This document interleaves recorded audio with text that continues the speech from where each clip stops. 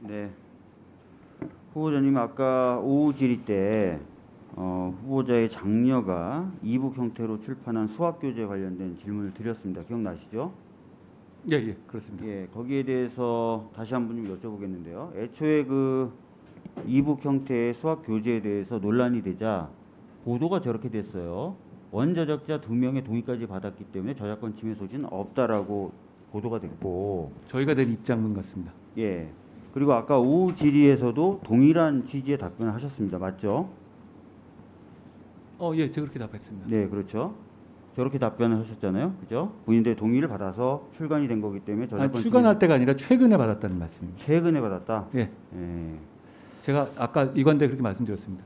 최근에 동의를 받았다. 처음에 예. 출간할 때는 동의를 받지 않았다. 그렇고 며칠 전에 받았다는 말씀. 며칠 전에 받았다. 예. 실제로 저희가 제보자로부터 전달받은 메일이 있는데 한번 보여드리겠습니다. 저 메일을 보면은 뭐라고 되어 있냐면은 알렉스와 그의 슈퍼바이저가 자기에게 메일로 회신을 보내서 사과를 했다라는 내용이에요.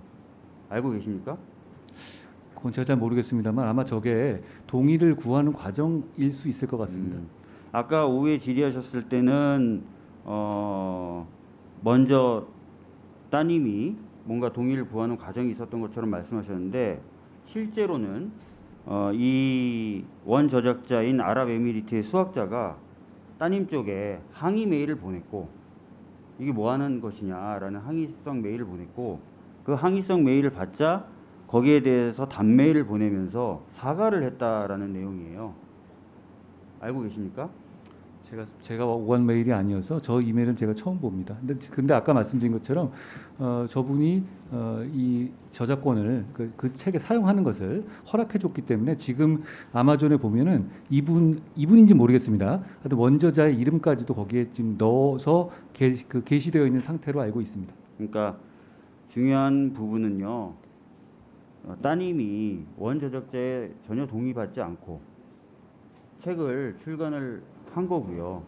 이후에 항의를 받자 그때서야 비로소 사과를 하면서 저작권에 관련된 문제를 이야기 나눴다는 거예요.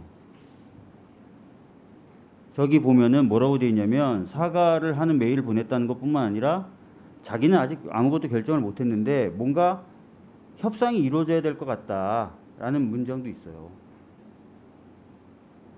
그러니까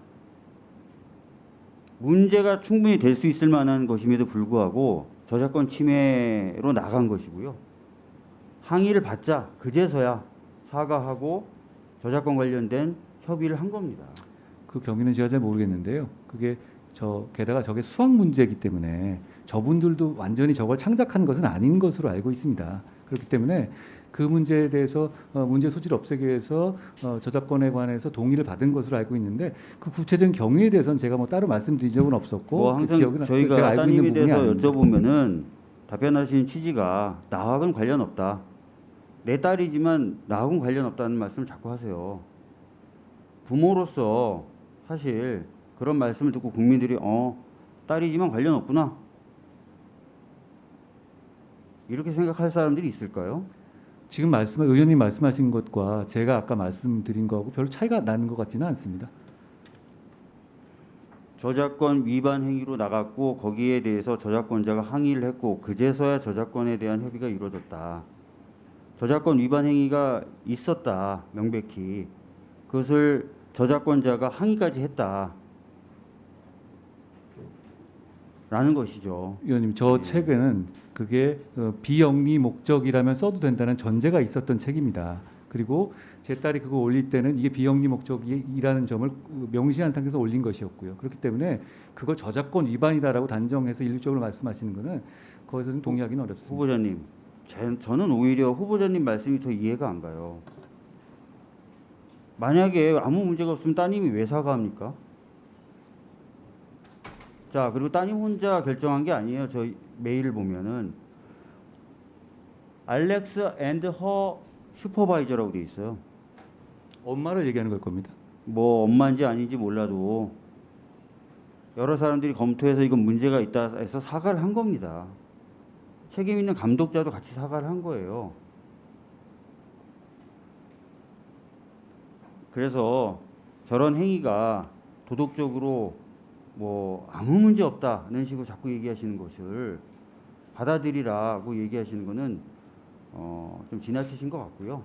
오히려 사과를 하셔야 되는 게 맞는 것 같고, 사과를 하셔야 될 지점에서는 항상 나는 관여 안 했다라고만 얘기하시는데, 그것도 또 국민들이 납득하기는 어려운 태도인 것 같다는 말씀을 좀 드리도록 하겠습니다.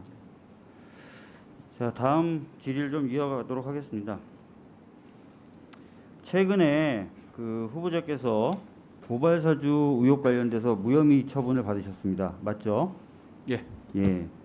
자, 관련된 그 불기소 결정 이유서를 저도 좀 받아봤는데, 후보자도 좀 받아보셨겠죠? 본인과 관련된 거니까.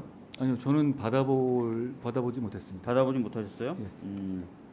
자, 이 내용을 보면은 어떤 식이냐면, 수정관실에 근무하는 검사 또는 직원들이 고발장에 첨부된 판결문을 검색을 했고, 실제로 또 그 검색된 판결문들이 아까 말씀드렸던 것처럼 고발장에 첨부되는 등 고발장이 검사들 사이에서 작성됐을 것 같은 강한 의심을 공식적으로 한다는 거예요. 그런데 결론은 뭡니까? 결론은 보시는 것처럼 증거가 없어가지고, 그게 의심할 만한 정황은 충분히 있는데 결정적인 증거가 없어서 증거 불충분으로 무혐의를 합니다. 후보자님, 근데 증거가 왜 불충분하죠?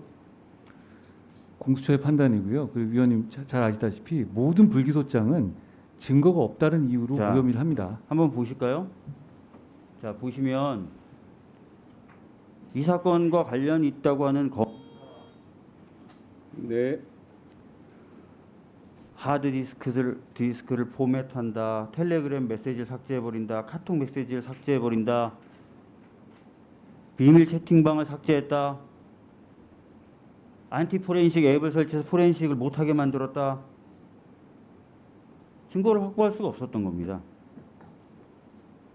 후보자님은 이제 법무부 장관이 되셔야 돼요.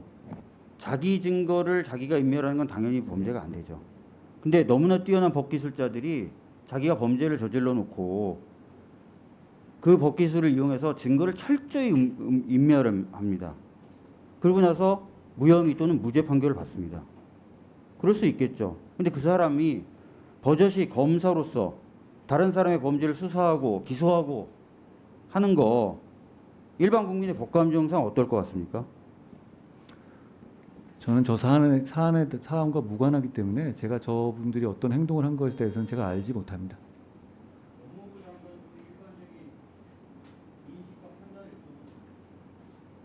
제가 관련돼서 피의자로 있던 사안에 대해서 말씀을 어떻게 일반적으로 드릴 수 있겠습니까?